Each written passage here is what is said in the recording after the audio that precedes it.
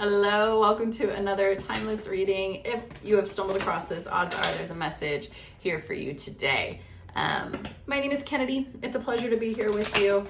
And Spirit wanted me to talk about something specific today. It's time to cut cords.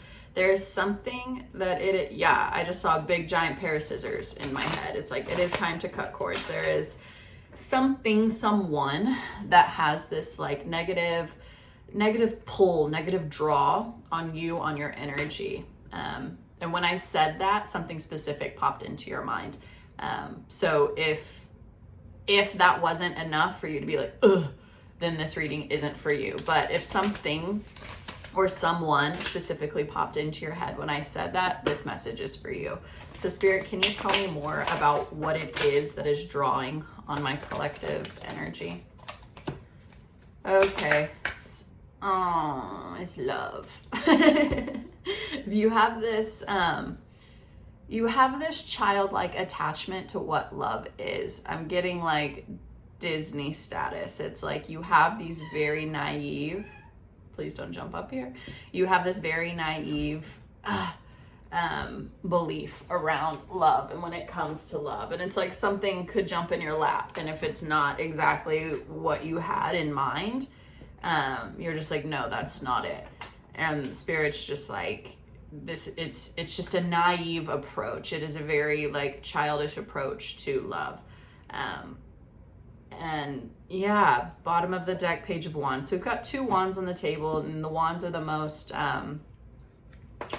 childish, immature of the cards, because right, it's the bottom of the progression. So you've got Page, Knight, Queen, King, and so the Page is still learning. Like you're learning what love is. And so maybe you just haven't really ever been in the place that maybe you've never told someone you love them outside of family and friends. And so Spirit's just like, you have this naive approach when it comes to love. And it's like, yes, love can be beautiful and like what you see in the movies, but there's more to it than that. That's very like surface love. And it's like, Spirit's like, I hear you that you want something that you're like proud of and you want to show off. But that doesn't necessarily happen instantaneously.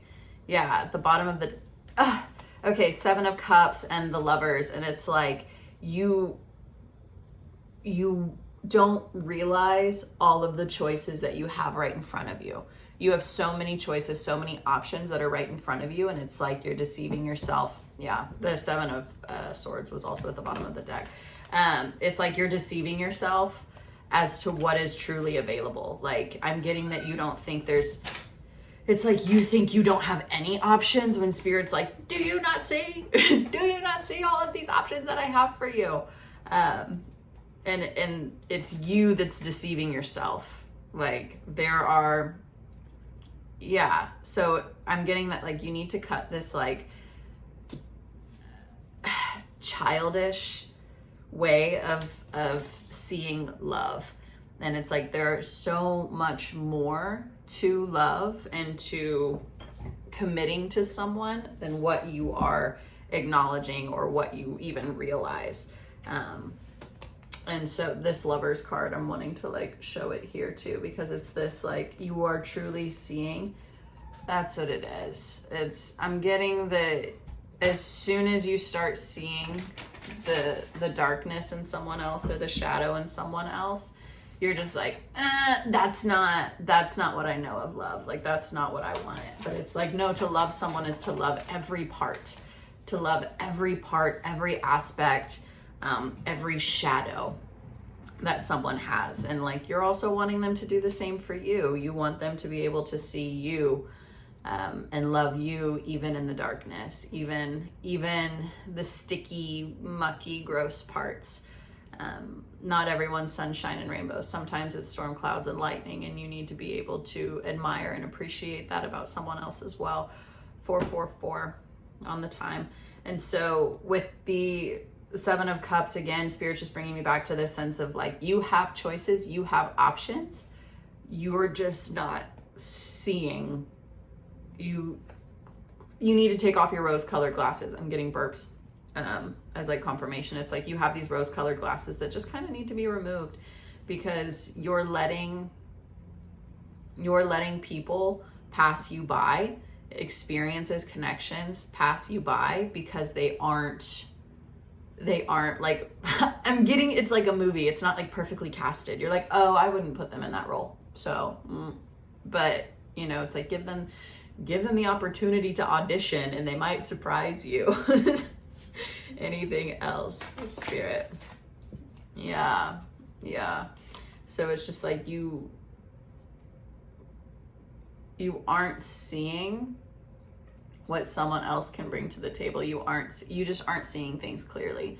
You aren't seeing things clearly. How can my collective begin to see things clearly? Okay.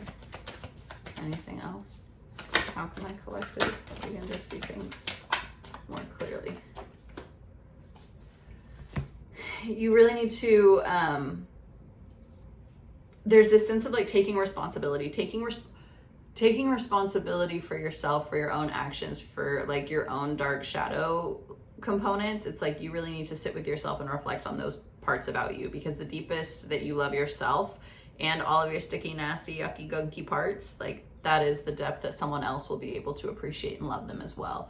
Because we teach people how to love us. We teach people how to show us affection, what we will and won't stand for. And it's like, whenever you're able to show someone how you acknowledge the dark, sticky, yucky, gunky, murky, swampy parts, they'll know how to approach it as well, right? And so this isn't it's not something to walk away from. I'm getting that every time like negativity arises, that you're just like, and next scene. Maybe you're in like film or acting or theater or something, because I just keep getting this like end scene. Like, we are cut, done, next.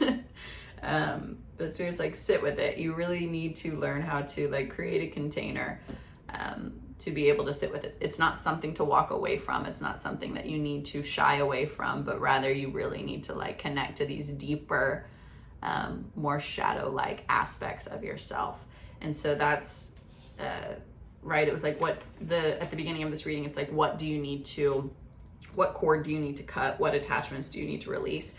And I'm getting like, you really need to let go of perfection. You really need to like stop trying to find the perfect thing. Perfection doesn't exist, right? Like, especially when it comes to people, perfection does not exist. We all have imperfections. We all have, it's that whole thing of like, it's those imperfections that make you beautiful, right? Like someone who has a gap tooth, someone who has, you know, a bunch of freckles, someone who has like disheveled hair. Like, those are the things that, a crooked smile, right? Like, these are the things, even in books and film and movies, like those are the things that make people remarkable.